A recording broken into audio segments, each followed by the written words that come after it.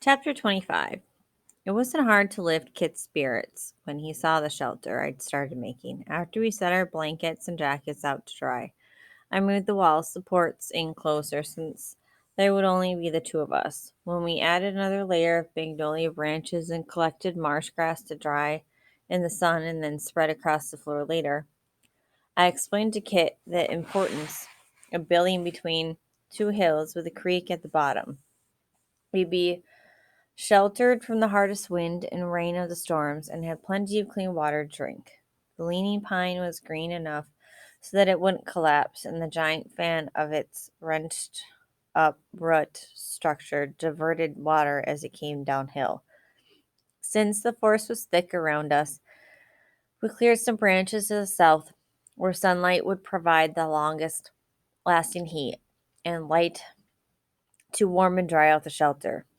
Our entrance was cut out of the southeast wall where we would catch the most daytime sun.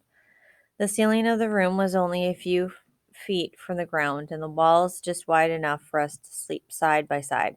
I explained to Kit that unlike the shelter I lived in with Pap, this was above ground and didn't insulate as well. But with such a small space, our body heat would help us keep each other warm. When the weather wasn't cold, we could sleep up on the lookout platform. I was relieved to have our shelter finished. The sky cleared to blue and the temperature was dropping. A breeze swayed the treetops in our little valley, and I could sense a cold front moving in. But I didn't want to tell Kit in case it worried him. Before noon, we gathered rocks and made a cooking pit about 15 feet away so that we wouldn't catch the fire to our shelter. Uh, Kit found two logs that he rolled over to the pit for our seating and looked from the logs to me with pride. When the sun was directly over our heads, we had a camp area that would have made Pap proud. For lunch, we boiled acorns in a soup can that Kit had found floating in the creek. While he was straining the acorns using a sock, I caught a snapping turtle. I cut the meat from its shell and we boiled it in the same can with some sassafras root. After lunch, the sun mostly dried our clothes. We were tired after our long morning and lay back in the sun with full stomachs and the treetops swishing gently overhead.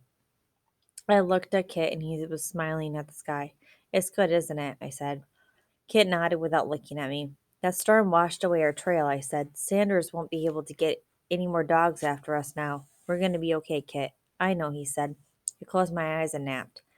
Before the sun set, I finished making my bow and two arrows. The arrows were made from cattail stems I'd gathered enough or earlier. An owl or a hawk had dropped the carcass of a dead squirrel nearby. I used the leg bones to shape tips for my arrows, which I tied with some intestine from the turtle. Holding the arrows high over the fire, shrank the intestines until the points were secured tightly. My shoelaces didn't make the best bowstring, but they would have to do until I was able to kill a large animal and make a string from its sinew.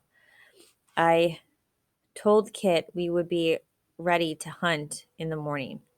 The temperature was dropping quickly, and we put on our dry jackets. Looking at the blankets still on their drying sticks, I knew they wouldn't be enough to keep Kit comfortable. I sent him to collect several large stones from the creek. When he got back, we let them heat in the coals of our fire until they were hot to the touch. Then we dug a small depression in our shelter floor and placed them in it. After covering the floor again with about 4 inches of dirt, we laid down a few inches of the dry marsh grass. The stones would remain hot into the next day and keep us warm from beneath that night.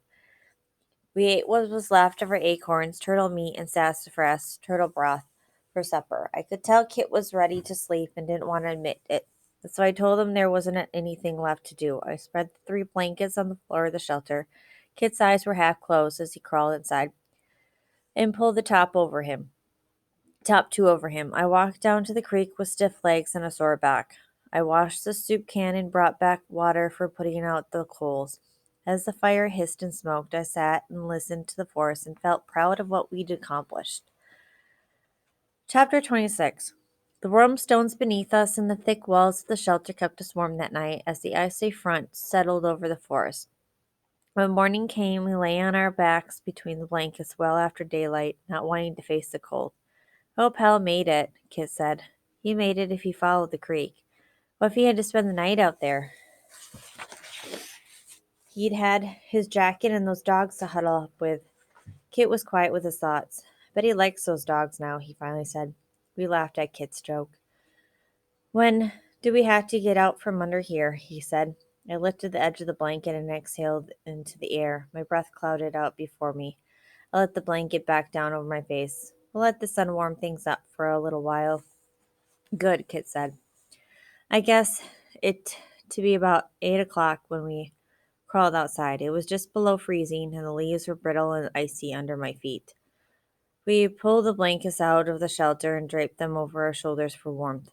I gave Kit the extra one, but he still shivered. I knew that, as thin as he was, the cold probably passed right through him. "Maybe we should make those deerskin clothes," he said to me. I was determined to make sure that Kit didn't get uncomfortable and leave like hell. "You stay here," I said. "I'll go hunting and get a deer for us." Kit nodded and started gathering wood to rekindle the fire. It wasn't long before the sun warmed the forest into the low 40s. I moved silently along the top of a ridge where I hoped to spot a deer feeding near a wide creek below. Even though I knew I would be able to find game, I was worried about my weapon. Pap and I had made plenty of spears and bows and arrows, but only for practicing in case there was ever a time we wouldn't be able to get bullets. We had killed squirrels and rabbits with our homemade weapons, but never something as large as a deer. I wasn't sure that my hickory stick and shoelaces would shoot an arrow with enough force. After I crept across the ridge for close to 20 minutes, I spotted a doe. I angled downhill, stopping whenever she lifted her head and looked about. I slipped quietly through the trees until I was about 20 yards from her. She didn't detect me because there was no breeze and the ground leaves were moist and silent from the melting frost. I placed the tree between myself and the doe so that I had cover while I prepared my bow and arrow. Once I had the nock of the cattail shaft fitted to my taut shoelace string, I craned my head around the tree. The doe fed with her head down again. It seemed that the entire forest had become quiet, watching me and the deer. I lifted the bow, pulled back the arrow, and leveled it in the doe's neck. When I released, the bow thwonged noisily, and the doe leapt into the air as the arrow caught her just above the shoulder. She crashed through a gallberry thicket at a full run, and I felt myself shaking uncontrollably. Pap had told me about buck fever, but I had never had it until then. I found her 100 yards down the ridge by following her blood trail. The arrow was broken off near the skin where she fell on it, and a faint trickle of blood came from the wound. Her glazed eyes told me she was dead. Just to make certain, I nudged her with my foot, and she didn't move. After I had field dressed the deer, she felt over 100 pounds, and I knew I wouldn't be able to get her back to camp alone. Taking a long piece of wisteria vine, I strung her up a tree.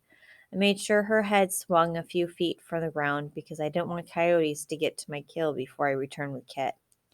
When I told Kit I'd kill the deer, he leapt up from shelling acorns and followed me to the ridge. We skinned and butchered the doe on the spot until all that was left was the carcass hanging from the tree. I explained that we'd return when the ants and sun had cleaned the bones, and we'd make tools from them. "At the bottom of this hill is a big creek," I told Kit. "We'll call it Deer Creek. It'll be a good swimming place when we get some warm days." We pulled the rest of the deer on one of the blankets. Back at the shelter, the first thing I did was make 2 drying racks. On one, we placed the stomach, intestine, bladder, and sinew. These first 3 items could be cleaned and used for food storage, while the sinew could be pounded and separated for thread, fishing line, traps, and bowstrings. On the second rack, I put the venison that I planned to build a fire under and smoke. To save the pieces of the deer that we weren't going to smoke, I made a storage pit in a small shelter under the pine tree. I showed Kit how to line the inside of the pit with hot rocks so the moisture was steamed out of the dirt.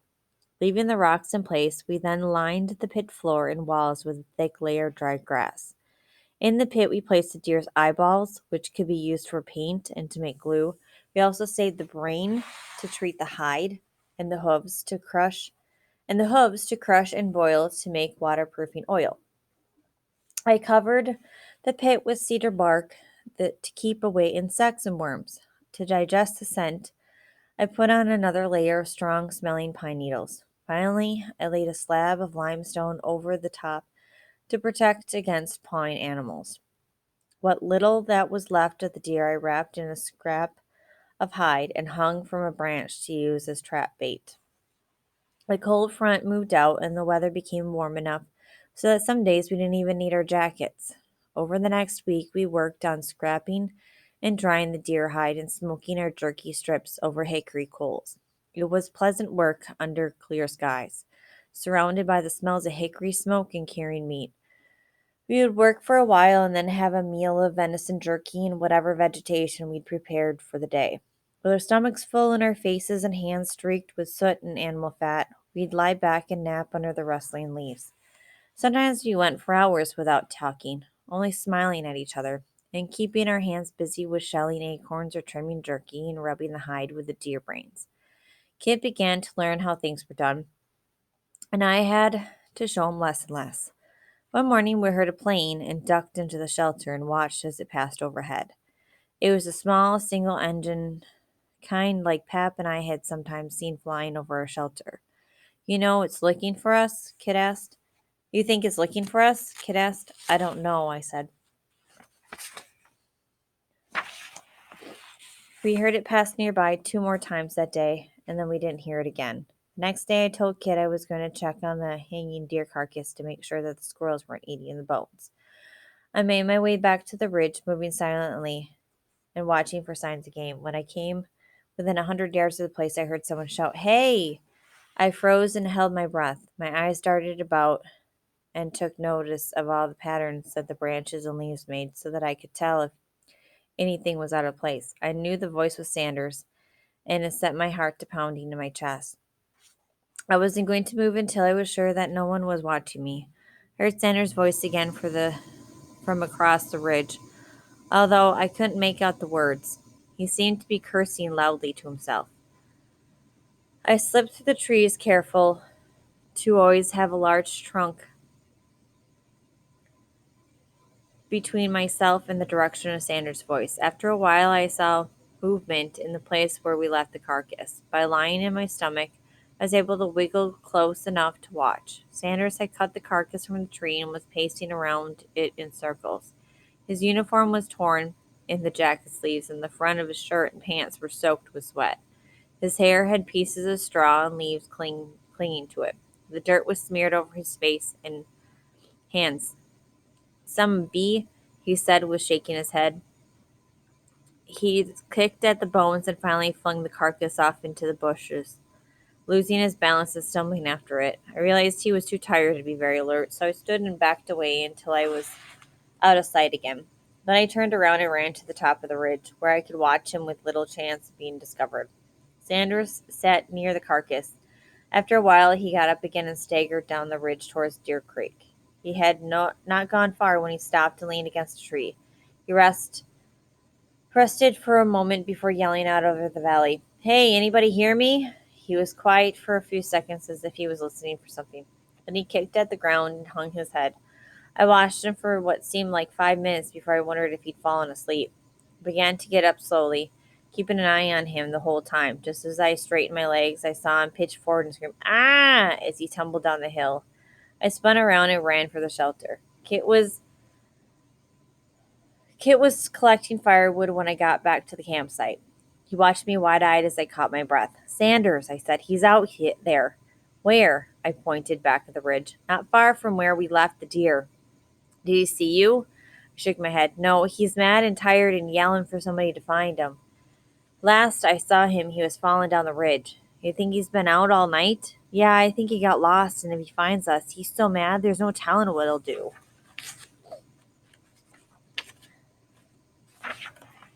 Kit's hands fidgeted at his sides. He sat down on the log across from me. Policemen can't hurt you. Pap says the government can do whatever they want to